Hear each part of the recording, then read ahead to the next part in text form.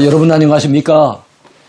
반갑습니다. 오늘도 주 안에서 기뻐하며 감사하며 사는 행복한 하루가 되길 바라겠습니다. 자, 어제 이어서 오늘도 빌립보서를 공부하게 되었는데요. 234강입니다. 망원경으로 보는 빌립보서 두 번째 시간. 오늘 주제는요, 항상 기뻐하며 사는 비결. 자, 오늘도 내일도 항상 기뻐하며 사는 비결이라고 하는 주제로 이틀 동안 같이 공부하면서 은혜를 나누기를 원합니다. 자, 빌립보서 펼쳐보기 가운데 첫 번째 주제죠. 생사를 초월하고 자기를 초월하라. 여러분, 우리가 항상 기뻐하며 살 수 있는 비결, 그것은 바로 생사를 초월할 때 가능해지고 자기를 초월할 때 가능해진다는 말씀입니다. 자, 그렇습니다. 우리가 기뻐하며 살 수 있는 비결 가운데 첫 번째는 생사를 초월하는 것입니다. 삶과 죽음을 오히려 뛰어넘는 것, 그것이 우리가 주 안에서 참 기쁨을 누릴 수 있는 비결이죠. 그러려고 한다면 우리가 깊은 믿음의 단계에 들어가야 할 것입니다. 사람의 삶과 죽음을 주관하시는 분이 누구십니까? 그분은 하나님이시죠. 사람은 태어날 때 자기도 모르는 사이에 태어났어요. 우리가 대한민국에 태어나고 싶다고, 어느 가정에 태어나고 싶다고 신청서 내서, 그래서 하나님께서 결제하셔가지고, 그래가지고 우리가 이 땅에 태어난 것 아닙니다. 우리가 이 세상에 태어난 것은 순전히 하나님의 뜻에 의해서 이루어진 일이라는 거 우리는 잘 알고 있죠.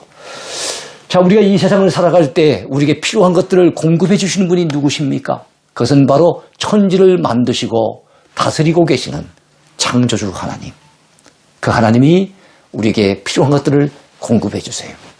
태어나게 하신 분도 하나님이시고 살아가는 동안에 필요한 것들을 공급해 주신 분도 하나님이라는 사실을 우리는 믿어야 하겠죠. 자, 우리의 생명이 다할 때 우리 생명을 거두고 가신 분도 누구시겠습니까? 그분도 우리의 생명의 주관자가 되시는 하나님이라는 사실을 알아야 됩니다.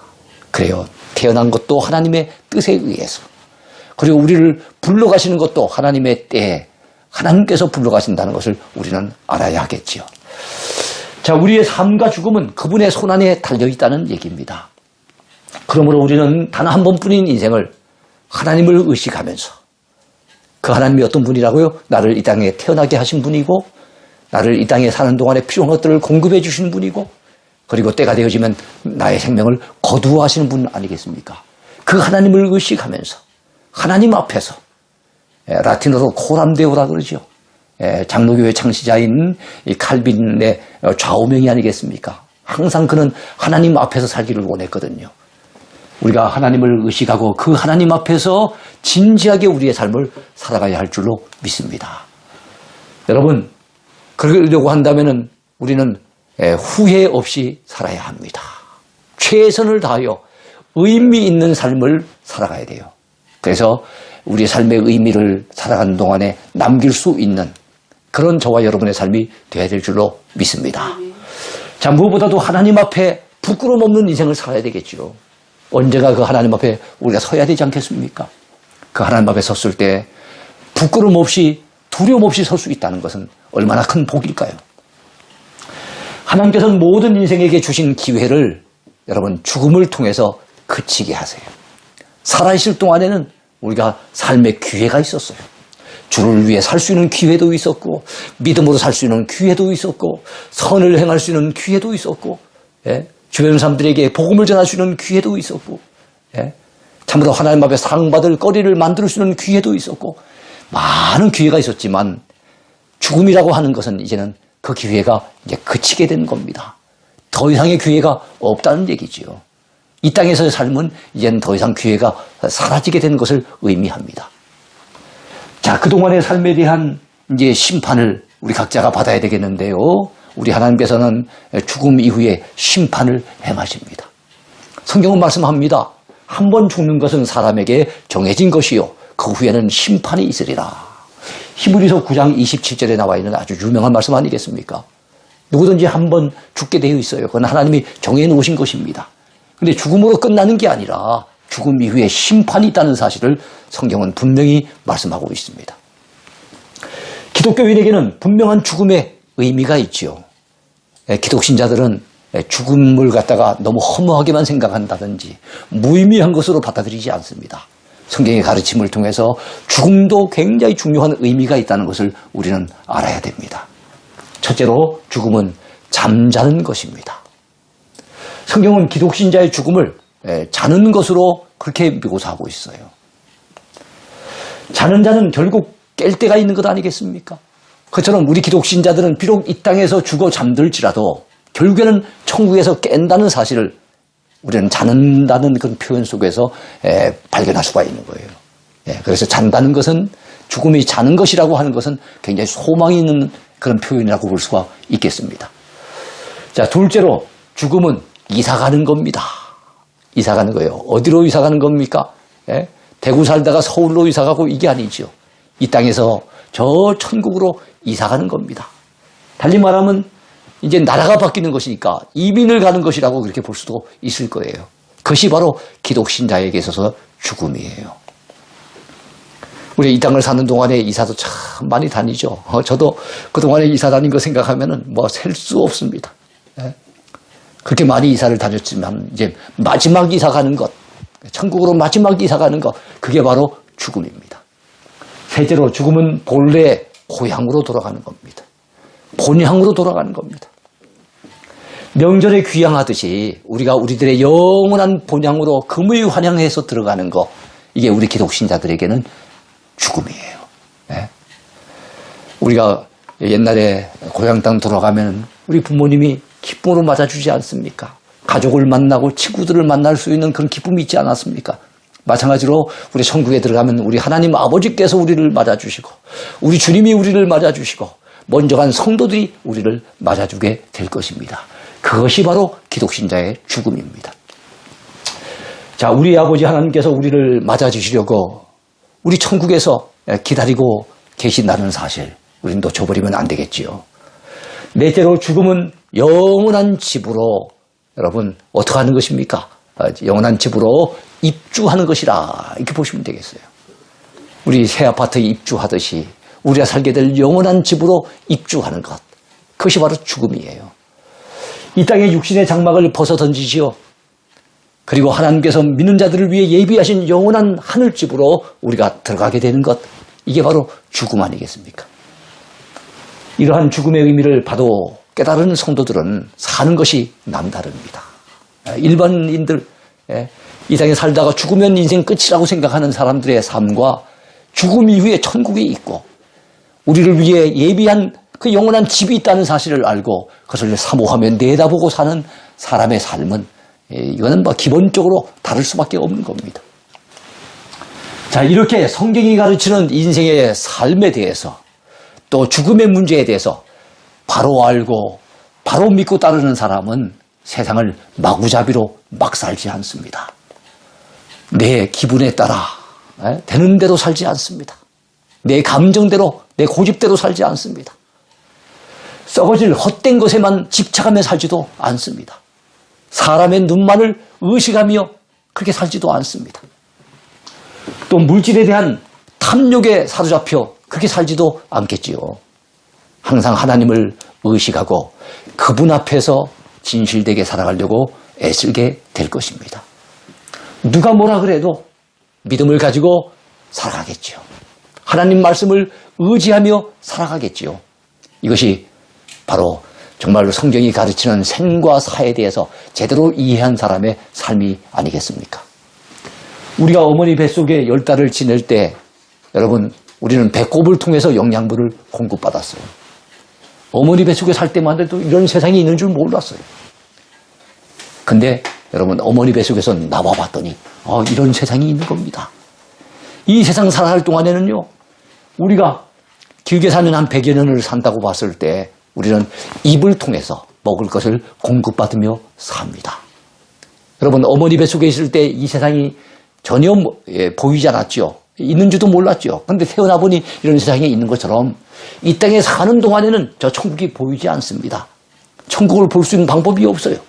그러나 이 세상을 떠나는 그 순간에 우리 앞에 천국이 펼쳐지게 될 것입니다. 우리는 저 영원한 나라에서 영원히 살고자 하는 그런 믿음을 가진 사람들이죠. 그런 사람들은 영혼을 통해서 하나님의 말씀을 공급받으며 살아야 합니다. 그래서 우리는 입을 통해서 육신의 양식만 공급받아 살아서는 안 됩니다. 우리 영혼을 통해서 하나님의 말씀을 제대로 공급받고 살아야 하는 거예요. 진정한 성도는 영원한 천국을 소망 중에 바라보고 살아갑니다. 그 천국에서 하나님 앞에 받을 그 칭찬을 기대하고 상급을 기대하며 살아갑니다. 그게 진정한 신자의 모습인 거지요. 이 땅을 사는 동안에 하나님이 기뻐하시는 일들을 열심히 하며 살아갑니다. 왜요? 내가 주를 위해 열심히 행했던 것, 언제가 하나님 앞에 섰을 때 칭찬받게 될 것 기대하고 상급받게 될 것을 믿기 때문에 그렇습니다. 그리고 그 주님이 부르시는 그날에 기쁨으로 찬송을 부르며 천국으로 금요일 환영하게 될 것을 우리는 내다보지 않습니까? 그렇기 때문에 불신자들의 삶과 우리 기독신자, 저 천국을 바라보고 죽음 이후의 영원한 세계를 바라보고 사는 사람의 삶은 본질적으로 다를 수밖에 없다는 거지요. 여러분, 타이타닉호 기억하시죠? 그와 관련된 영화도 있지 않습니까? 이 타이타닉호가 침몰할 때 물속에서 죽기 전까지도 마지막까지 한 청년에게 복음을 전하며 전도했던 목사님이 계셨어요. 그분은 존 하퍼 목사님이십니다. 결국 그 청년은 살아남아 예수님을 믿고 구원받게 되었다고 합니다. 그 청년의 간증에 의해서 이 존 하퍼라고 하는 목사님이 마지막 죽어가면서까지 이 청년에게 복음을 전했구나 하는 것을 우리는 알게 된 겁니다. 존 하퍼 목사님은 천국에 대한 분명한 소망이 있었기 때문에 죽음을 두려워하지 아니하고 그 천국에 들어갈 것을 내다보면서 믿지 아니하는 그 한 청년에게 복음을 전해서 어쩌든지 이 청년도 전도해서 구원해내야 되겠다는 열망을 가지고 전도했던 것을 우리는 알 수가 있습니다. 마지막 죽음의 순간에서도 두려워하지 않고 오히려 전도할 수 있었던 비결, 그것은 바로 천국에 대한 분명한 확신이 있었기 때문입니다. 우리들에게도 이런 확신이 있어야 되지 않겠습니까? 우리가 엊그제 부활절을 지냈습니다만 부활의 확신, 영생의 확신, 천국의 확신을 가지고 살아갈 때 우리도 이 존 하퍼 목사님처럼 이렇게 멋지게 살 수 있지 않겠습니까? 생과 둘 사이에 끼어 살던 사도 바울은 죽음 문제를 초월하여 살던 사람이었어요. 사도 바울은 삶과 죽음 그 둘 사이에 자기 자신이 끼어 살고 있다고 고백했습니다. 빌립보서 1장 23절에서 그는 내가 그 둘 사이, 둘이라고 하는 것은 삶과 죽음 사이를 얘기합니다. 그 둘 사이에 끼었으니라고 고백하고 있습니다. 사실 우리도 그 둘 사이에 끼어서 생사의 긴장관계 속에서 살아가고 있는 사람들이에요. 운전을 해보면 어느 한순간에 참 사고를 면한 것이 정말 하나님의 은혜구나, 큰일 날 뻔했구나, 이런 느낌을 받을 때가 종종 있잖아요. 살다 보면 어느 순간 우리가 죽음을 맞이할지 아무도 장담을 하지 못합니다.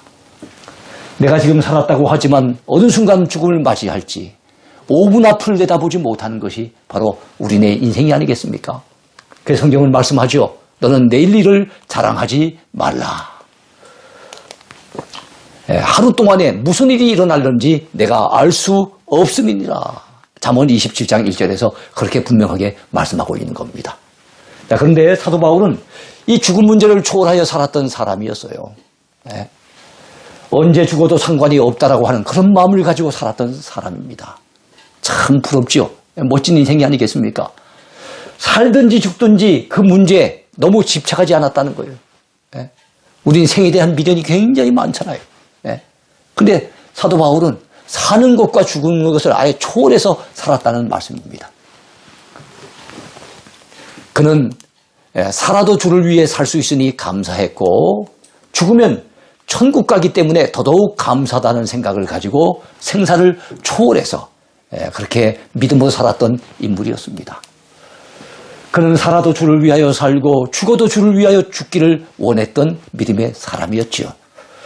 사도 바울은 이 땅에 사는 것보다 이 세상을 떠나서 그리스도와 함께 예수 그리스도와 함께 천국에서 그렇게 살고 싶은 열망을 훨씬 더 크게 가졌던 사람이 바로 사도 바울이었어요. 다만 자기가 살아있는 것이 자기 주변 사람들에게는 그들을 위해서는 더 유익하지 않겠는가, 그런 생각을 가지고 살았던 것입니다. 개인적인 희망은 빨리 이 고통스러운 세상에서 벗어나서 천국에 계신 주님을 배웠고 주님과 더불어 함께 사는 것이 그에겐 최고의 희망이었고 최고의 행복이고 바람이었던 것입니다. 그래서 빌립보서 1장 23절과 24절에서 그는 이렇게 고백합니다. 내가 그 둘 사이에 끼었으니 차라리 세상을 떠나서 그리스도와 함께 있는 것이 훨씬 더 좋은 일이라 그렇게 하고 싶으나 내가 육신으로 있는 것이 너희를 위하여 유익하리라. 천국 가는 것이 훨씬 더 좋은 것이라고 그는 그렇게 여기며 살았어요. 그러나 내가 살아있는 것이 너희에게는 유익할 것이다. 그런 고백을 남기고 있습니다. 이처럼 그는 하늘나라에 대한 사모함이 있었기 때문에 죽음을 두려워하지 않고 살 수가 있었던 것입니다. 오히려 하늘의 시민권자로서 천국을 표대로 삼아서 그렇게 날마다 살아갈 수가 있었던 것입니다. 그는 다만 살든지 죽든지 자기 몸에서 그리스도가 존귀하게 되기를 바랬어요. 살아도 주님 앞에 영광이 되고 죽는 것조차도 주님 앞에 영광이 되는 그런 삶을 살기를 그는 원했던 것이지요. 살든지 죽든지 내 몸에서 그리스도가 존귀하게 되려 하나니 이는 내게 사는 것이 그리스도니 죽는 것도 유익함이라. 그가 남긴 너무나도 멋진 고백입니다. 이런 고백을 저와 여러분들도 가지고 살았으면 좋겠습니다. 자, 그는 빌립보서 1장 20절에서 21절 사이에 좀 전에 설명드렸던 그런 고백을 밝히고 있습니다. 그는 오직 하나님의 영광을 위해 예수님의 그 이름을 위해 살고 싶었던 것입니다. 그래서 사는 동안 열심히 복음을 전하며 살았습니다. 그렇게 하는 것이 우리 주님 앞에 기쁨이 될 줄로 믿었기 때문이죠. 매맞고 욕먹고 감옥에 갇히고 고생을 했지만 주님을 위해서 참았던 사도 바울이었습니다. 이 빌립보서를 쓰고 있는 그때에도 그는 로마 감옥의 1차로 투옥당에 있는 가운데 있었지만 그럼에도 주 안에서 그는 기뻐하고 있었습니다. 그리고 빌립보 교회 성도들을 향해서 주 안에서 기뻐하라고 오히려 그렇게 강조했던 것입니다. 그 모진 고통을 당하면서도 천국에서 받을 그 상급을 바라보면서 견뎌냈던 것입니다. 그리고 선한 싸움은 다 싸우고 달려갈 길을 끝까지 다 달리고 믿음을 지키다가 여러분 우리가 아는 바대로 최후에는 바로 로마 제국의 네로 황제 당시에 2차 투옥을 당하는데 그때가 서기 67년경입니다. 2차 투옥을 당하여 로마에서 거룩한 순교의 제물이 되어져서 죽었습니다. 그리고 하늘에서 눈을 떴겠지요. 그토록 고대하던 천국에 들어가서 우리 주님을 배웠겠지요. 이것이 바로 사도 바울의 삶이었습니다. 두 번째는 오늘 주제가 무엇입니까? 기쁨으로 사는 비결이라 그랬잖아요. 첫 번째는 생사를 초월해야만 정말로 우리가 주 안에서 기뻐하며 살 수가 있다고 했고 그것이 바로 빌립보서 1장의 가르침이라고 한다면 빌립보서 2장에서는 자기를 초월할 때 주 안에서 정말로 기뻐하며 살 수 있다는 것입니다. 자, 예수님은 신성과 인성의 두 가지 성품을 동시에 가지셨던 분이죠. 예수님은 인간 역사상 유일하게 두 가지 성품을 가지셨던 그런 분이었어요. 예수님만이 하나님의 성품인 신성도 가지셨고 인간의 성품인 인성도 모두 가지고 계셨던 것입니다. 예수님이 이처럼 두 가지 인격을 동시에 가지시게 된 것은 다 우리들의 구원과 관련이 있습니다. 예수님은 원수되었던 하나님과 우리 사이를 화해시키시기 위해서 두 가지 성품을 모두 가지셨던 것입니다. 그렇습니다. 십자가 위에서 한 손으로는 하나님의 손을 잡으시고 한 손으로는 죄인된 우리들의 손을 잡으시고 그래서 양자를 화해시키려고 하셨던 분이 우리 주님이세요. 그렇기 때문에 우리 주님은 신성도 가지셨고 그 다음에 인성도 가지시는 두 가지 성품을 같이 가지셨던 그런 주님이셨습니다. 자, 예수님은 원래는 하나님의 본체셨지요. 그러나 우리 죄인들을 구원하시기 위해서 자기를 낮추시고 인간의 몸을 입으시고 이 땅에 내려오셨어요. 그걸 갖다 보통 성육신이라고 하지요. 영어로 인카네이션이라고 합니다.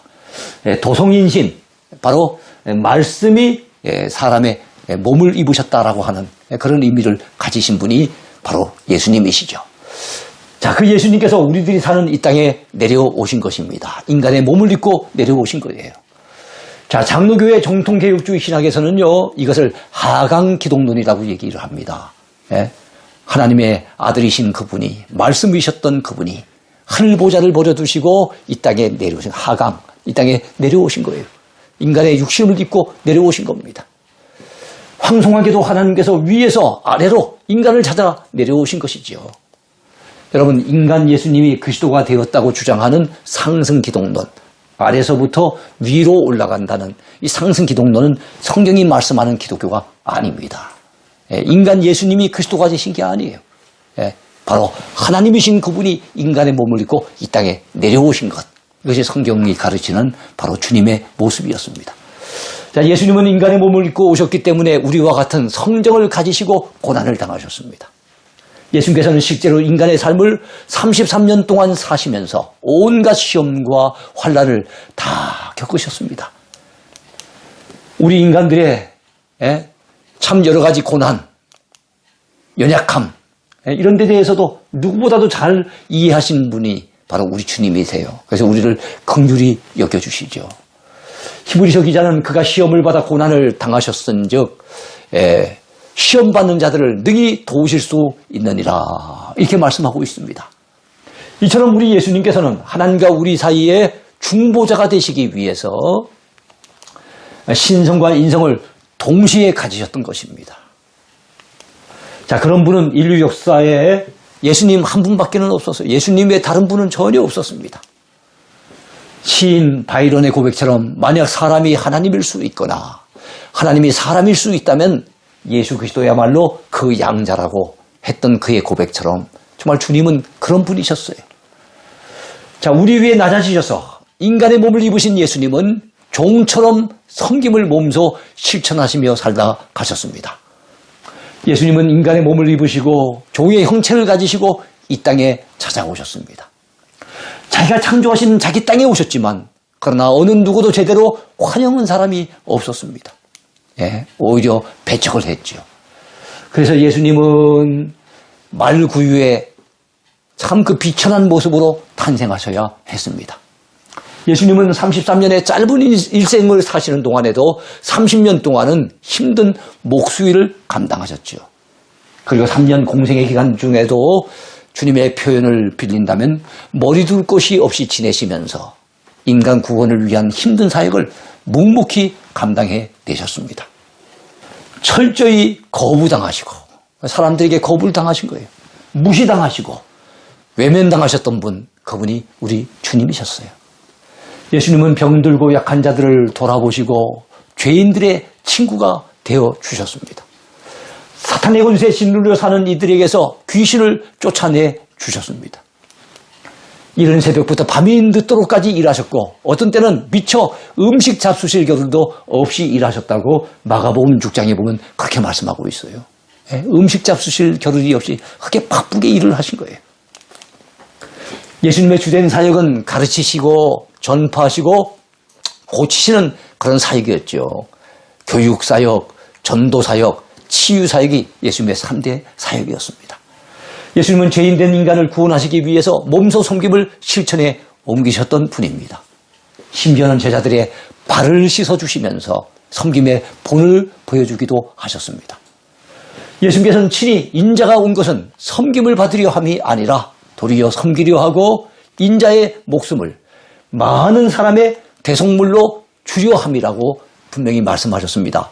마가복음 10장 45절, 마가복음의 요절에 해당되는 이 구절을 통해서 우리 주님은 섬김받기 위해서 오신 것이 아니라 섬겨주시려고, 우리 같은 허물 많은 죄인들을 섬겨주시려고, 그리고 많은 사람들의 대속물로 자기 목숨을 내어놓으시려고 이 땅에 오신 것을 우리는 알 수가 있습니다. 예수님의 비하의 절정은 십자가 죽으심과 장사 지낸 바 됨입니다. 예수님의 낮아지심을 비하라고 얘기하죠. 그 비하의 클라이막스, 그것은 바로 십자가에 달려 죽으시는 것, 그리고 무덤 속에 장사 지낸 바 된 것, 이것이라 볼 수 있습니다. 예수님은 우리 죄인들에게 하나님 나라의 구원의 메시지를 전하시고 결국 우리 죄를 대신해서 십자가에 달려 죽으셨습니다. 우리가 지난 주간에 그 예수님의 십자가의 죽음을 참 묵상하고 이렇게 고난 주간을 지내지 않았습니까? 죄 없으신 예수님께서 죄 많은 사람들에 의해서 죄인 취급당하시고 신문을 받으시고 붙잡혀 매를 맞으시고 채찍질 당하시고 가시면류관을 쓰시고 그리고 여러분 우리 예수님께서는 조롱을 당하셨어요. 그토록 이 땅에 오셔서 모진 고난을 다 감수하셨습니다. 그리고 십자가 달려 형언할 수 없는 고통을 당하신 분이 우리 주 예수님이시죠. 이사야 선지자의 예언대로 그가 찔림은 우리의 허물 때문이었습니다. 그가 상함은 우리의 죄악 때문이었습니다. 그리고 그가 징계를 받고 그가 채찍에 맞으신 것도 다 우리 때문이었다고 성경은 그렇게 말씀하고 있습니다. 예수님께서는 십자가 달려 죽으신 후에 무덤에 장사 지낸 바 되셨지요. 그것이 예수님의 비하의 절정이라고 그렇게 볼 수가 있을 것입니다. 빌립보서 2장은 예수님의 비하의 신분만 다루는 것이 아닙니다. 다시 높아지신 그 신분, 그걸 갖다가 성귀의 신분이라고 얘기하는데요. 낮아지신 주님을 우리 하나님이 높이 올리셨어요. 사도 바울은 빌립보서 2장 6절에서 8절까지 해서 예수님이 낮아지셔서 행하신 일들을 먼저 소개한 후에 2장 9절에서 11절까지 보니까 예수님의 높아지신 신분, 이 성귀의 신분에 대해서도 분명히 언급하고 있습니다. 이러므로 하나님이 그를 지극히 높여 모든 이름 위에 뛰어난 이름을 주사 하늘에 있는 자들과 땅에 있는 자들과 땅 아래에 있는 자들로 모든 무릎을 예수의 이름에 꿇게 하시고 모든 입으로 예수 그리스도를 주라 시인하여 하나님 아버지께 영광을 돌리게 하셨느니라. 성경은 분명히 그렇게 말씀하고 있습니다. 우리 위에 낮아지신 예수님의 겸손한 마음, 왜 여러분 우리 위에 낮아지신 예수님의 이 비하의 신분을 갖다가 사도 바울은 지금 빌립보서 2장에서 먼저 언급하고 있습니까? 그것은 바로 자기를 초월하려고 한다면, 자기를 초월해야만 정말 우리가 주 안에서 참된 기쁨을 누릴 수가 있고, 자기를 초월해야만 주님의 교회를 섬김에 있어서 한마음 한뜻으로 주님의 교회를 섬길 수 있기 때문에 예수님의 그 낮아지신 신분에 대해서 먼저 소개를 한 것입니다. 우리 위에 낮아지신 예수님의 겸손한 마음을 우리 속에 품어야 된다는 거지요. 그래야만 자기를 초월해서 우리 모두가 하나가 될 수 있다고 사도 바울은 그렇게 전해주고 있는 것입니다. 사도 바울은 너희 안에 이 마음을 품으라 곧 그리스도 예수의 마음이니 라고 말씀하고 있습니다. 그런 근본은 하나님의 본체셨습니다. 그러나 하나님과 동등됨을 취할 것으로 여기지 아니하시고 오히려 자기를 비워 종의 형체를 가지시고 사람들과 같이 되셨습니다. 사람의 모양으로 나타나셨습니다. 그리고 자기를 낮추시고 죽기까지 복종하셨으니 곧 십자가에서 죽으심이라. 사도 바울은 이렇게 우리에게 소개해주고 있습니다. 우리가 품어야 될 예수님의 마음, 어떤 마음입니까? 온유하고 겸손한 마음입니다. 마태복음 11장 29절에서 주님은 분명히 말씀했습니다. 나는 온유하고 겸손하니 너희는 내게 와서 배우라 라고 말씀하셨죠. 우리는 주님의 그 마음을 배워야 할 것입니다. 예수님의 겸손한 마음을 우리 속에 품으면 우리는 서로 뭐가 될 수 있습니까? 하나가 될 수가 있는 거예요. 예수님 마음을 서로가 피차간에 품게 되면 우리는 주 안에서 얼마든지 하나가 될 수 있다는 거지요. 왜냐하면 주님의 겸손함을 배워서 사람의 마음이 겸손해지고 비로소 겸손해지게 된다면 상대방을 나보다 낮게 여기게 됩니다. 달리 말하면 존중히 여기게 된다는 거죠. 그의 생각이나 의견에 공감해 줄 수 있게 됩니다. 그리할 때 우리 주변 사람들과 우리는 여러분 같은 마음을 품을 수 있고 하나가 될 수가 있는 것입니다. 비로소 우리는 마음을 같이 하여 같은 사랑을 가지고 뜻을 합하여 한 마음을 품을 수가 있게 되는 거예요. 빌립보서 2장 2절에 나오는 참 귀한 말씀 아닙니까? 마음을 같이 하여 같은 사랑을 가지고 뜻을 합하여 한 마음을 품는다는 거. 다 같은 말이 아니겠습니까? 그걸 그만큼 강조하고 있는 거예요. 아무 일에든지 다툼이나 허용으로 하지 아니하고 겸손한 마음으로 각각 자기보다 남을 낮게 여길 수 있는 것. 그것은 바로 우리 안에 예수 그리스도의 마음을 품을 때 가능해지는 일입니다. 그리할 때 비로소 그리스도 안에서 남을 따뜻하게 권면할 수도 있게 되고 사랑으로 위로할 수도 있게 됩니다. 성령으로 교제하고 긍휼과 자비를 베풀어 줄 수도 있을 것입니다. 자기가 높아지기 위해서 남을 깎아내리고 헛된 영광을 얻기 위해서 서로 물고 먹는 이 세상 가운데서도 여러분 예수님의 마음을 품은 사람은 오히려 남을 세워주게 됩니다. 형제를 소중한 존재로 인정해주게 되는 것입니다. 예수님의 마음을 품을 때 교회는 비로소 하나가 될 수가 있고 여러분 사랑의 공동체를 이룰 수가 있게 되는 거지요. 그리고 주 안에서 진정한 기쁨을 우리는 누릴 수 있게 되는 겁니다. 그렇습니다. 어떻게 우리가 주 안에서 기쁨을 누릴 수 있을까요? 우리가 주 안에서 기쁨을 누릴 수 있는 비결, 그건 첫째는 생사를 초월하는 것이고 둘째는 자기를 초월하는 것입니다. 결코 쉽지 않은 일이지만 우리 모두는 사도 바울이 그렇게 살았던 것처럼 우리도 그의 삶을 본받아서 정말로 생사를 초월하고 자기를 초월해서 살아야 할 줄로 믿습니다. 아무쪼록 오늘도 주 안에서 참된 기쁨을 누리며 사시는 복된 한 날이 되길 바라겠습니다. 감사합니다.